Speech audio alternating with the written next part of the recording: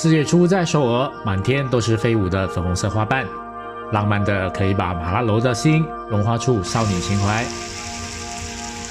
不过，要是能把水管中的胆固醇也融化掉，那就最完美了。那么我就可以把烤肥肠当饭吃。4月初来到首尔，除了樱花，还有吃。为了看到盛开的樱花，我们奔波了好几天，早出晚归的去了好几个地方。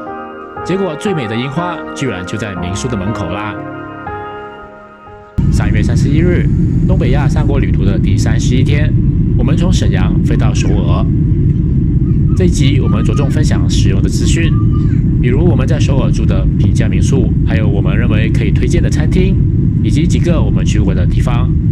希望这一集的内容可以让想去首尔的朋友作为行程参考。飞机飞到一半，往窗外看，却发现，喂，怎么沈阳飞首尔会飞过海面的？不是应该这样飞的吗？是不是我们坐的首尔航空不可以飞过北韩上空，所以要这样稍微绕个弯呢？飞机还要特别绕路的话，虽然出乎意料，却又好像合情合理啊。出海关的时候，再一次留意到另一个意料之外却又合情合理的牌子。USFK 是 United States Forces Korea， 也就是占领韩国的米军的专用通道。我对上面的各种简写的意思很好奇，所以去 Google 了一下。手法是 Status of Forces Agreement， 驻韩米军地位协定。TDY 是指 Temporary Duty Travel， 也就是短期任务。PCS 是指 Permanent Change of Station， 就是派来长期驻扎的。至于日本，我就没有留意到有没有类似的米军特殊海关通道，应该会有。从这些售票机可以买到往首尔火车站的单程火车票，车票的价格好像是9500韩元，然后再从首尔火车站转地铁到我们订的民宿。到了民宿的那个地铁站中路5站 Jongno-Oga， 我们再买这个游客周游卡，当时一张好像是5000韩元吧，然后再直接充值1万，之后不管坐巴士或者坐地铁，用这张就可以了。至于路线可以用 Google Map 去查，很简单。第一个傍晚，首尔就准备了火烧云来欢迎我。既然如此，那么第一餐就放开吃吧。所以点了也是红彤彤的辣炒肥肠，这样是2人份，2万韩元，换算成马币那就是70块钱。这个肥肠炒得香辣的，实在让我很惊艳。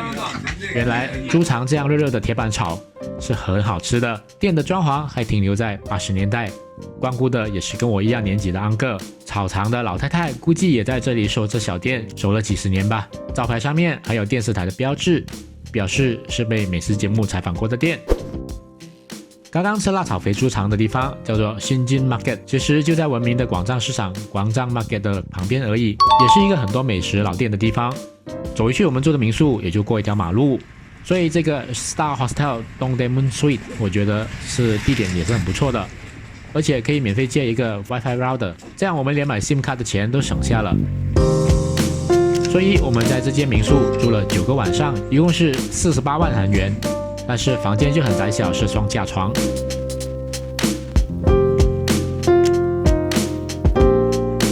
民宿也提供早餐，面包、鸡蛋、谷片，还有果酱、牛奶，以不浪费为前提，都可以适量自取。备有炉子，可以自己煎蛋，一切都很不错。不过呢，民宿所在的这条巷子原来是个红灯区啦，可是其实跟普通僻静小巷并没有分别，半点都没有乌烟瘴气。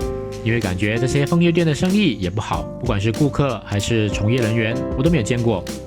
只是店家的粉红色灯光以及隔天早上散落一地的电烧名片，都掩盖不住这条巷子的属性。从这里走路到地铁站中路5站不用1分钟，地铁站对面就是广藏市场，所以白天去广藏市场吃早餐、午餐，或是晚上去另一边的新津 Market 的老店区吃晚餐，都是很方便的。另外，清溪川还有东大门服装布料批发市场也在步行距离以内。布料批发市场一带也有许多有点年头的巷子美食，服务在东大门市场卖力工作的摩托车送货大军。其实这一整个地区靠近昌德宫和长庆宫，步行就可以到韩国王室祭祖的宗庙，所以应该是首尔比较老的黄金地带吧。因此这里都是40岁以上比较年长的市民居多。要是你也是一个喜欢逛传统市场或者是老街的人，那么来这一区就适合你。觉得这个区四通八达，我们就多去几天。可是其中有一天客房都被别人先预定了，没办法，我们只能先找另一家住一夜。结果那天早上去到另一家的门口，一直按门铃也没有人应门。我有通过订房网站交涉，业主居然敢回应，说搞错了，没有房间。我们唯有坐在街边再努力，另外订过一间，以为万无一失了吧？结果晚上过去，居然再一次告诉我们，他又搞错了，没有房间。完蛋了，那难道是要露宿街头了吗？幸好那掌柜的人是真的不错，打电话替我们在附近找了一间，还带我们过去。结果居然是一家情侣motel，motel简陋的来，一个晚上也要收7万5。这个地区叫做新村，是韩国首尔几个主要大学的所在的地区。也不知道是不是为了迎合血气方刚的大学生，所以才有这么多红红绿绿的 motel。早上天亮又是另一番景色，反正啊，这附近都是情侣 motel， 还蛮搞笑的。马来西亚因为宗教关系，所以民风保守。大学附近要是有这样的motel群，宗教狂热分子肯定会闹事。之后住得窘迫的我们决定绝地反弹，住到这个有一整排漂亮樱花的街口，设计还带有工业风格的 Royal Guest House。这个地区是弘大地铁站一带，风格跟之前的东大门那边完全不一样，是首尔的00后潮流集中地了。到处都是一间又一间的咖啡店、蛋糕店，所以当然还有许多漂亮帅气的大学生啦。房间很大，而且窗外就是盛开的樱花树。住了7晚的花费是39万5，就是大约200块钱马币一个晚上。我们入住那天是月9的时候，有的树还没有盛开，但是接下来的7天，这些树逐渐开花到落樱吹雪，刚好看到一个周期。从来没有看过樱花季的我们，这一次为了抓紧机会一睹盛开的樱花，因为人太多，或是因为花没开，我们重复去了几个樱花景点好几次。没有想到最后时坐在房间里就可以看到盛开的樱花，还有漫天的樱吹雪，实在是太幸运了。所以朋友们，要是你在事业樱花季来到首尔，可以考虑这一间 Royal Guest House。从弘毅大学地铁站的3号出口要走一小段距离，应该是10分钟以内吧。不过一路上都是气氛很好，有三三两两大学生在聚会的小公园，还有各种年轻人喜欢的小店或是咖啡厅，所以并不会觉得远。在首尔17天，一般都是在街头小饭馆解决3餐。首先，我觉得首尔的消费很贵，比马来西亚贵几倍那是理所当然。可是好像比大阪、京都都还贵。一般2个人每餐花费是2万到3万之间。我理解韩元的方法是把后面的3个0去掉，或是把小数点倒退3个位，意思是9500就变9.5，那就等于我们理解的9块5毛钱。餐馆点餐一般是1万5、2万这种数字，那么去掉后面3个0就等于15块、20块钱，然后再乘以兑换率，就是我们的货币的价值了。比如9块5毛钱转换马币就要乘3.5，那么就是33块2毛5。或一餐1万5韩元，去掉后面3个0就是15块，再乘3.5，那么就是52块半一餐。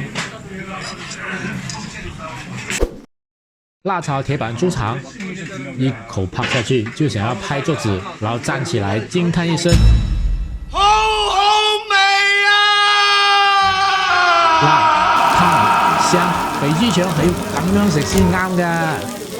米其林推荐在北村的参鸡汤，很多名人光顾。相比其他一般都是红彤彤的韩式料理，参鸡汤就显得格外清淡养生。釜炝铁板烤牛肠，此行最钟情的一道菜，常去韩国的朋友推荐一定要吃。而民宿的巷子口居然就有一家，而且生意超好。经过的时候刚好有人推开门，一闻到那一股烤肥牛的香气，三魂七魄就被勾了进去。啖拍落去。肥牛的香气加上肠的口感，超級好吃。從來未試過咁清新脱俗嘅感覺。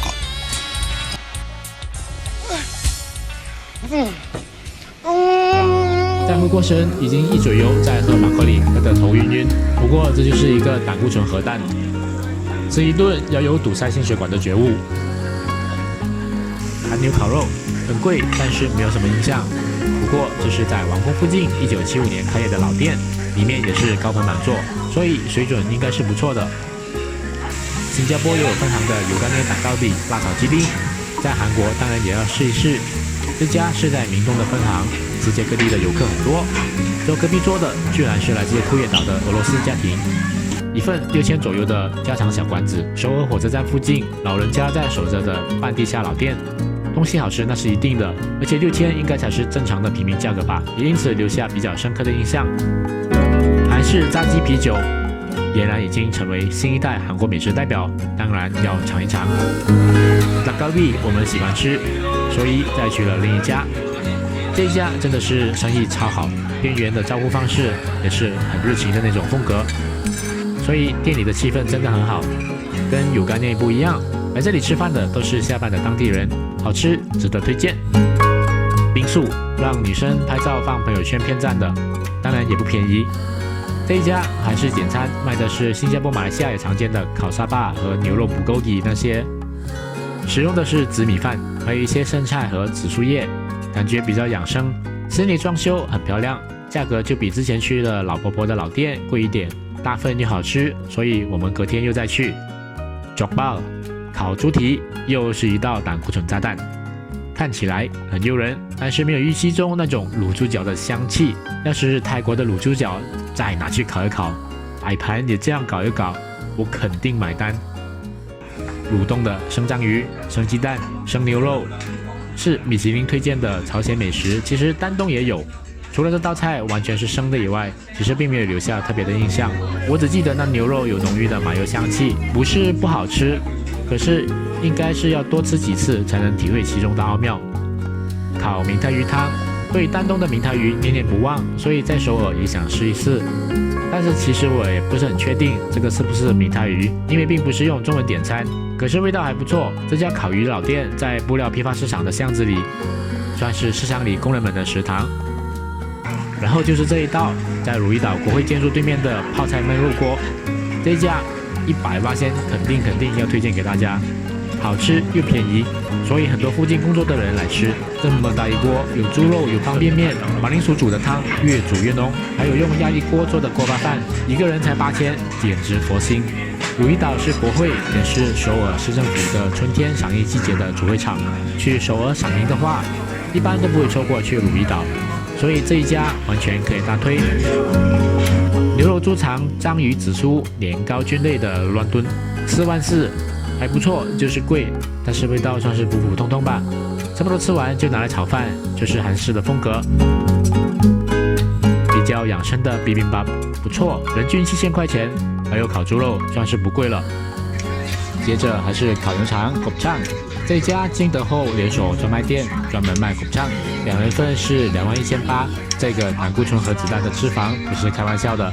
要是年轻又运动量够大，健康状况允许，那么这家店可以点无限量的 gopchang free flow。Free flow 也就21900，我真的可以点 Free flow， 只不过可能隔天早上会心脏病。肠里面全部都是脂肪，所以怎么可能不好吃呢？超级大推荐，感觉是年轻夫妇经营的一个小烤坊，用芝士和蜜糖弄出来的酱，甜甜香香，很好吃。还有一些东方配料，比如红豆和地瓜，算是东西合并。巴色烤肉云顶也是有一间，但是首尔这家不推荐。只是这家店也是很多名人来过，很多名人的签名照片。离开首尔之前再来一个炸鸡，不过这个实在好大一份，是整只鸡，其实并不是什么特别的东西，只是人家在摆盘上下了功夫，看起来就很漂亮，让人食指大动。这是在首尔机场起飞之前的午餐，价格还是比较贵的，在市里也许就20块钱吧。以上介绍的20几样美食和他们的物价，你会觉得贵吗？你最想吃的又是哪一道呢？每一个介绍都注明了号码，要是哪位同学想知道店在哪里的，可以在留言区留言哦。在首尔赏樱的地点有不少，其中官方赏樱的主会场是在汝矣岛由一度的国会樱花大道，会有一些舞台表演或是街头艺人的表演等等。除了外国游客，很多首尔的当地人也会去。我们第一次去的时候是下午4点多，超级多人，拍照根本就是拍人头而已。所以如果你要安安静静拍满是樱花又空无一人的美景，唯一办法就是比全部人都早。所以几天后我们第二次去，早早起床坐地铁过去。要注意，樱花大道不是在汝矣岛站下车，而是在国会地铁站下车，出1号出口，走一小段路就可以到国会樱花大道。人很少，我想如果7点到会更好。2个小时应该很够，然后就可以过去之前介绍的国会对面的泡菜焖肉锅巴饭那边饱尝一顿，然后再倒回去，沿着汉江公园散步。汉江公园是一个很漂亮的公园，还会有市民在露营什么的，环境非常舒服。